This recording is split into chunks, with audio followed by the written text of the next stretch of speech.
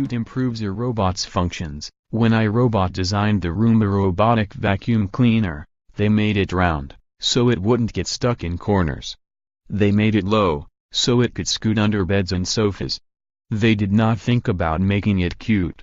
It wasn't designed with cuteness in mind, says Charlie Vaida, a senior manager at the Massachusetts firm, but with the realization that it would need to move about a never-changing home environment.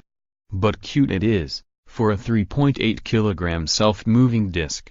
Its plaintive chirp for help when it gets stuck behind a sofa leg, and the tentative way it bangs into an obstacle a few times before turning away. A clumsy movement straight out of Konrad Lorenz's Kindchentzima, from his 1943 paper describing the innate releasing mechanisms that prompt affection and nurture in human beings. Have an effect on customers. When they initially rolled this product out, they had a return policy: if something breaks on the robot, send it back, and we'll return a new product the same day, says Brian Scassalotti, founder and director of Yale University's Social Robotics Lab. The idea was you should be without your vacuum cleaner for as little time as possible. What they got was this huge outpouring of unhappiness. People didn't want to send back their robot and get some other robot.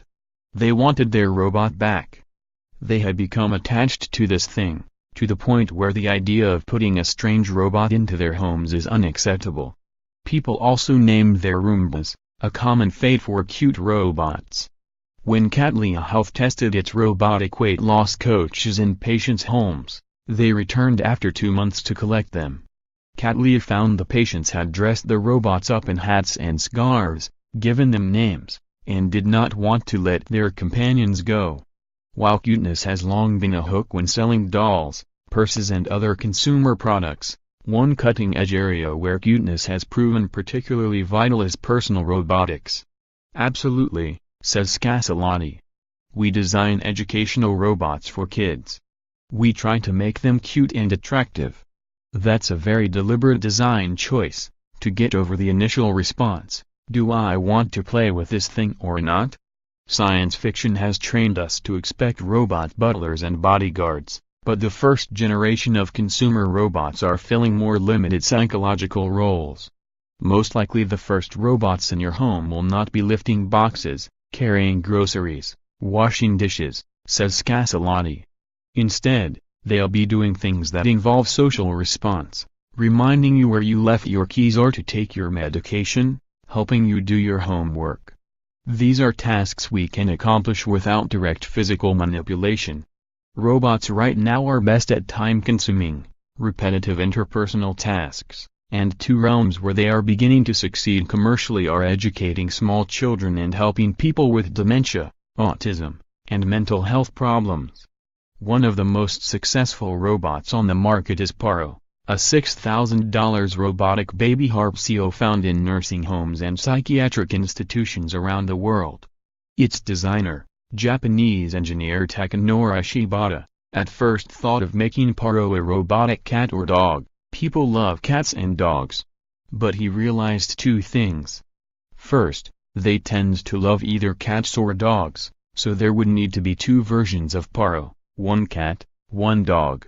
And second, they've seen cats and dogs, and thus a robotic replica, no matter how skillfully made, would fall into the uncanny valley of artificial creatures who look just real enough to be creepy. Nobody wants to cuddle a creepy robotic dog. Most people, however, have never held a baby harpsio, and thus they accept Paro. Its microprocessors allow Paro to bob its head, look at the person holding it, bat its long eyelashes, and see and trill in an appealing way. In 2009, the United States Food and Drug Administration approved Paro as a Class II medical device. The Personal Robots Group at the Massachusetts Institute of Technology, MIT, Media Lab calls devices such as Paro socially assistive robots, and cuteness is key. It consulted animators when creating Tega, a learning companion designed to work with small children. Tega is a bouncy, furry creature. But robots can be cute without resembling living entities. Jibo, which was supposed to reach customers in April, but was held back by design glitches, is certainly cute, resembling a sleek, attentive table lamp. It's not trying to be human in any way, it doesn't have arms, it doesn't have legs. Cynthia Breezel, director of MIT's Personal Robots Group and chief scientist at iRobot, Incorporated, told a tech website in 2014. It's anthropomorphic, it's designed to be familiar to you, but it doesn't have to look like an animal or a real person. Someday, robots might be common enough that we accept them and don't care how they look. But right now, the baby schema does the heavy work easing robots into our lives. It triggers this response in you. It's automatic, says Castellotti. If we've done our jobs correctly, you don't have to think how to respond. For a robot, being accepted is not the only benefit of being cute. Cuteness also causes shifts in human behavior, which cute studies researchers, read more in this mosaic piece, are cataloging. These help today's primitive robots do their jobs. When people respond, they speak more slowly, enunciate their words a little more clearly, Castellotti says. Things a robot has to process actually become easier. Another benefit, people often expect robots to perform beyond their capabilities since, well, they're robots, and making them infantile lowers those expectations. If the robot looks and behaves as a very young creature, people will be more likely to treat it as such, Breezel writes in her book, Designing Sociable Robots. That means handling it gently and, key for the time being, not demanding too much. We want to manage those expectations, Castellotti says. You don't expect the cute puppy to be able to reshelf books for you. Once robots are better at what they do, and people don't need expectations lowered, the importance of robotic cuteness might diminish. But not anytime soon. The cuteness factor is likely to be there quite a while, says Castellotti. Read more on Mosaic. Don't miss our pieces on care robots such as Paro and how Japan is a country conflicted by cuteness.